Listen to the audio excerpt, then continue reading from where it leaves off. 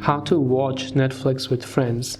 Now, Netflix themselves does not offer us a way that you can directly share the screen with your friends to be able to screen share and watch with your friends. So instead we have to rely on another application which is completely safe, which is the Rave app. So once you launch the Rave app, you must log in and create an account, and it's a fairly simple process to go ahead and then create an account on Rave, or you can directly sign in with Facebook, Twitter, Google or Apple ID based on what you need. Once you've selected your respective account to sign in with Rave and then you sign in, you are trying to share your Netflix account with your friends, right, to watch together. So for that you have to just tap on the plus icon from the bottom right of the screen here.